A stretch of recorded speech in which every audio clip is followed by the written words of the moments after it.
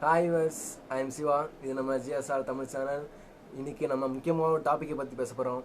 எதை பற்றினா கொரட்டை விடுறது, ஸ்னோரின்னு சொல்லுவாங்க. இது ஏன் வருது, இது ஆபத்து இருக்கா? முக்கியமான ஒரு ஆபத்து இருக்குது. கொரட்டை விடுறதுனால ஒரு பெரிய ஆபத்து இருக்குது. அது கண்டிப்பாக எல்லோரும் தெரிஞ்சிக்க வேண்டியது. கண்டிப்பாக இதை கடைசி வரையாக வீடியோ பாருங்கள், அப்புறம் தான் சொல்கிறது புரியும். இது பெரியவங்களுக்கு கண்டிப்பாக இதை ஷேர் பண்ணுங்கள், சரிங்களா? கொரட்டை ஏன் வருதுன்னா, நம்மளோட தொண்டை இருக்குல்ல, தொண்டையும் அப்புறம் நம்மளோட வாய் தசையை சுருங்குவதனால நம்மளோட காற்று உள்ளே போகும்போது கொரட்டை சவுண்டு வருது, சரிங்களா? இது என்ன சொல்கிறது, யாருக்கு வருதுன்னா பருமனாக இருப்பாங்களே அவங்களுக்கும், அப்புறம் கொஞ்சம் ஒரு 30 வயசு இருக்கிறவங்க கண்டிப்பாக கொரட்டை வரும். ஆனால் இப்போ கொரட்டை வருது, அப்போ அவங்க சொல்கிறோம் கொரட்டை வருதுன்னு சொன்னீங்கன்னா அவங்க நம்ப மாட்டாங்க. நானால கொரட்டை விட்டேன்னு சொல்லுவாங்க. இது அவங்களுக்கு தெரியாது. கொரட்டை விடுறது அவங்களுக்கே தெரியாமல் தான் நடக்குது. இது இவங்களால கொரட்டை விட்டு டைவர்ஸ் ஆனவங்களாம் இருக்காங்க, கரெக்டா? கொரட்டை வரதுனால ஒரு ஒரு பெரிய மிஸ்டேக்கு, ஒரு டிசீஸ் இருக்குது. அது என்னென்னா அப்ஸ்ட்ராக்டிவ் ஸ்லீப் அனிமியான ஒரு டிசீஸ் இருக்குது.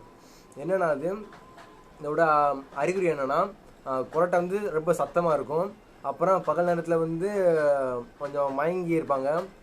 இரவு நேரத்தில் ரொம்ப வேர்க்குறாவையும், காலையில் எழுந்தவுடனே ரொம்ப தலைவலிக்கும். இதுதான் அதோட சிம்டம்ஸ்.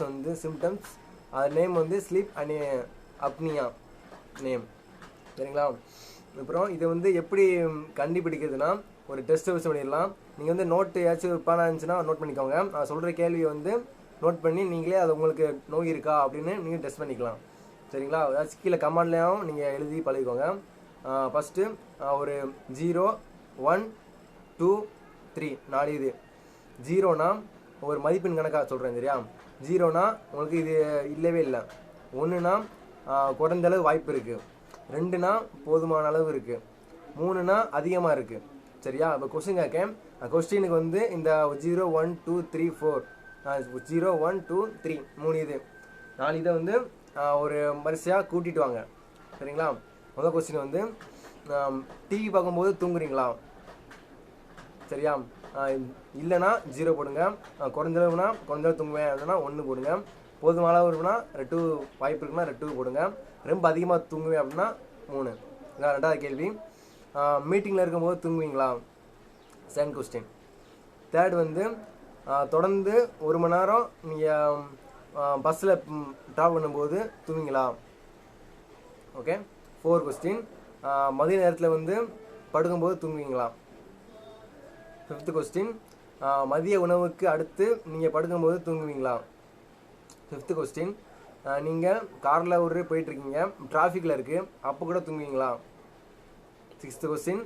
6th கொஸ்டினில் இந்த 4 ஆப்ஷனை 0, 1, 2, 3 நீங்களே ஒரு மார்க் போட்டு சொல்லுங்கள். அதில் ஆன்சர் 1லேருந்து 9 வரையும் வந்துச்சுன்னா நோய் உங்களுக்கு இல்லை. அதே 12லேருந்து 14 வரையும் வந்துச்சுன்னா கண்டிப்பாக நீங்கள் டாக்டரை போய் செக் பண்ணுங்கள். இது ஒரு நோய் இருக்க வாய்ப்பு இருக்குது, சரிங்களா? அப்புறம் இது எப்படி க்யூர் பண்ணுற அப்படின்னா, ஒரு ஃபுட்பால் இருக்கலாம், ஃபுட்பால் ஊதுங்க. ஊதுனா நல்ல ப்ரெஷர் போய் அது செய்யலாம். இல்லைன்னா உடற்பயிற்சி செய்யலாம். கண்டிப்பாக நீங்கள் ரொம்ப பருமனாக இருந்தீங்கன்னா கண்டிப்பாக ஒரு எக்ஸசைஸ் செய்யுங்க. தினமும் 40 நிமிஷம் கண்டிப்பாக செய்யலாம். இந்த காலத்தில் எல்லாருமே வேலைக்கு போகிறாங்க, எல்லாம் பண்ணுறாங்க. கொஞ்சோண்டு காலையில் எழுந்தோடனே எக்ஸசைஸ் பண்ணுறதா தப்பு குறைஞ்சிடாது. 40 நிமிஷம் தான் பண்ணிங்கன்னா கண்டிப்பாக அந்த நோயிலேருந்து தப்பிக்கலாம், கொரட்டை வராது. ஓகே. இப்போ சின்ன வயசுலேயே எல்லாம் பருமன் இருக்காங்க. கண்டிப்பாக அவங்க எல்லோரும் டிவி பார்க்காம கொஞ்சம் உடற்பயிற்சி செய்யுங்க, விளாடுங்க. இதை பண்ணால் கூட இந்த நோயை க்யூர் பண்ணிடலாம். டாக்டரை கேட்டுக்கோங்க. கொரட்டை விட்டால் கண்டிப்பாக டாக்டரை போய் கேட்டுக்கோங்க, சரிங்களா? இது என்ன ஒன்றுனா, எப்படி இந்த நோய் இருக்குன்னா, அதிகமாக மூச்சு விடுவோம். நைட் தூங்கும்போது அதிகமாக மூச்சு விடும்போது நம்மளோட பிளட்டு ப்ரெஷர் ரொம்ப அதிகமாகி ஹார்ட் அட்டாக் வந்துடும்.